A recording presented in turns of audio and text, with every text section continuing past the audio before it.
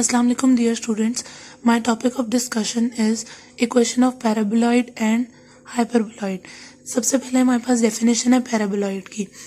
A surface generated by a variable parabola is said to be a paraboloid.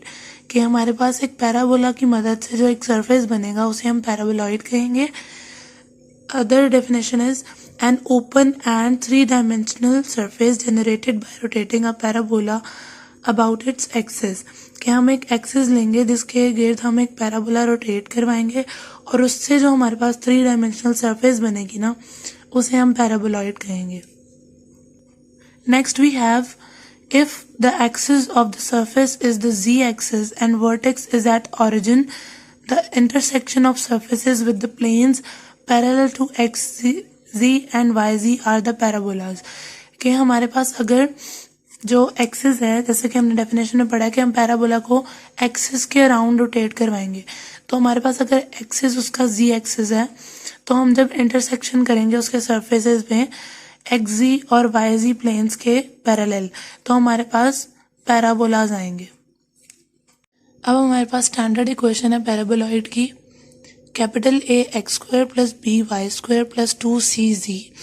अब हमारे पास ए की value equal है 1/a square के, B की वैल्यू इक्वल है 1/b स्क्वायर के और सी की वैल्यू इक्वल है 1/c स्क्वायर के. तो हम जब इन वैल्यूज़ को सब्स्टिट्यूट करेंगे इस इक्वेशन में तो इक्वेशन हमारी हो जाएगी X square over A square plus Y square over B square is equal to 2z/c. Now we have types of paraboloid. There are 2 types of paraboloid. That is surface of paraboloid is generated by 2 ways. कि यानी हम जब paraboloid को generate करते हैं यानी उसका surface बनाते हैं तो वो 2 तरीकों से बनता है. एक है एलिप्टिकल पैराबोलॉइड और एक है हाइपरबोलिक पैराबोलॉइड. सबसे पहले हमारे पास है एलिप्टिकल पैराबोलॉइड. तो हमें जैसे कि नाम से पता चल रहा है कि इसमें एलिप्स का कोई कंसिडर करेंगे हम शेप. तो a paraboloid that can be put into a position कि ऐसा जो surface यानी इस तरह से उसको इस position में रखेंगे such that its sections parallel to one coordinate plane कि किसी एक coordinate plane के parallel जो उसके sections होंगे वो ellipses होंगे, while its sections parallel to other 2 coordinate planes are parabolas. Basically जो paraboloid है वो हमारे पैराबोलास को रोटेट करके या पैराबोला के थ्रू पैराबोलॉइड शेप आती है. जब एलिप्टिकल की बात आ जाएगी तो किसी एक कोऑर्डिनेट में उसके एलिप्सेस होंगे और बाकी सेक्शंस में यानी बाकी जो कोऑर्डिनेट प्लेन्स के पैरेलल उसके पैराबोलास होंगे. अब जो एलिप्टिकल पैराबोलॉइड है उसकी स्टैंडर्ड इक्वेशन है X square over A square plus Y square over B square is equal to 2z/c. अब ये हमारे पास विजुअल रिप्रेजेंटेशन है या कैलोग्राफिकल रिप्रेजेंटेशन है ऑफ एलिप्टिकल पैराबोलॉइड. अब अगर हम इसको देखें तो इसको जिस साइड से भी हम देखेंगे तो हमारे पास पैराबोला की शेप आएगी. यानी पैराबोला रोटेट करें तो हमारे पास एक 3D शेप आएगी जिसे हम पैराबोलॉइड कहेंगे. और इसमें अगर इसके क्रॉस सेक्शन से देखा जाए जी एक्सिस से तो इसमें एलिप्स बन रहा है एज यू कैन सी. और इसी का अगर हम क्रॉस सेक्शन व्यू देखें यानी जो इसमें एलिप्स क्रिएट हो रहा है तो ये इस तरह से आएगा, एलिप्स की शेप आएगी. अब हमारे पास इसकी सेकंड टाइप है hyperbolic paraboloid. A hyperbolic paraboloid is a doubly curved surface that resembles the shape of a saddle. That is, it has a convex form along one axis and concave form along the other. जो hyperbolic paraboloid है वो डबली curve surface होता है. यानी दो side से उसका जो है वो कर्व आता है और उसकी शेप एक सैडल से रिजेंबल करती है. सैडल होती है बेसिकली जो हॉर्स के ऊपर सीट होती है उसकी जो शेप होती है उससे रिजेंबल करता है. तो उसकी एक साइड एक एक्सिस से वो कन्वेक्स होता है और एक एक्सिस से वो कनकेव यानी एक इस तरह है तो दूसरी डाउनवर्ड और फिर upward. Next we have horizontal sections taken through the surface are hyperbolic and vertical sections are parabolic.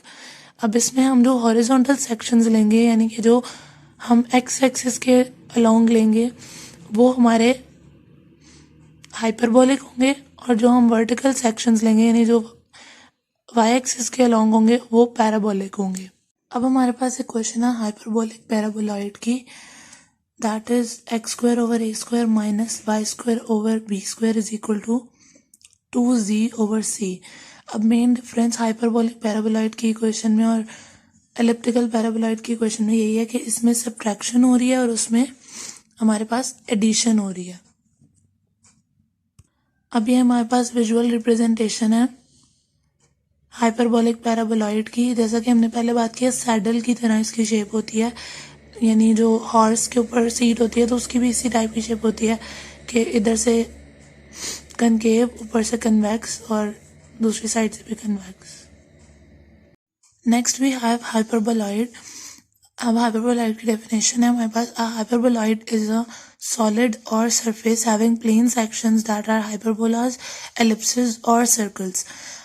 Hyperboloid में वो कह रहा है वो ऐसा सॉलिड या ऐसा सरफेस है यानी ऐसी शेप बनती है जिसमें प्लेन सेक्शंस में या तो हाइपरबोलाज होंगे या एलिप्सेस होंगे या सर्कल्स होंगे। Another definition of hyperboloid is a hyperboloid is a quadratic surface, that is a surface defined as a zero set of polynomial of degree 2 in 3 variables। Quadratic surface है हमारे पास हाइपरबोलॉइड, यानी कि ऐसा सरफेस जो आपको polynomials के set में आप जिसको डिफाइन करो ऑफ डिग्री 2, यानी जिसकी पावर हमारे पास 2 होगी इन 3 वेरिएबल्स, यानी हमारे पास 3 वेरिएबल्स होंगे x, y, z। अब हमारे पास इसकी स्टैंडर्ड इक्वेशंस हैं x square over A square plus Y square over B square minus ji square over C square is equal to 1, X square over A square minus Y square over B square plus Z square over C square is equal to 1, minus x square over A square plus Y square over B square plus Z square over C square is equal to 1। अब हमारे पास इनमें क्या फ़र्क है कि हमने हर एक variable के साथ यानी 3 इक्वेशन हैं, तीनों में Now we have types of hyperboloid. There are 2 types of hyperboloid, one sheet hyperboloid and 2 sheet hyperboloid. First one is one sheet hyperboloid, that is the one sheeted hyperboloid is a surface of revolution obtained by rotating a hyperbola about the perpendicular bisector of the line between the foci।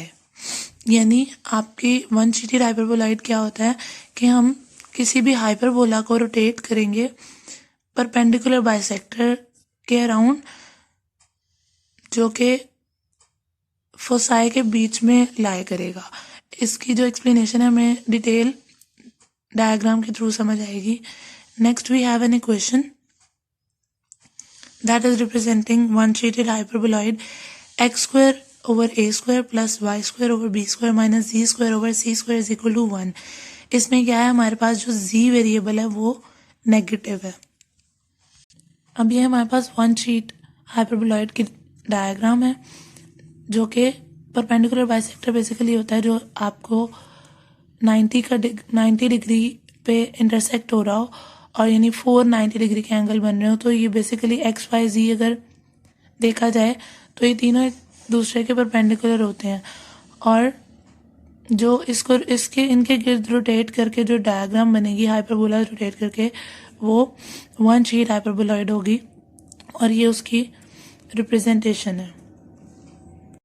Now we have two sheet hyperboloid. The two sheeted hyperboloid is a surface of revolution obtained by rotating a hyperbola about the line joining the foci।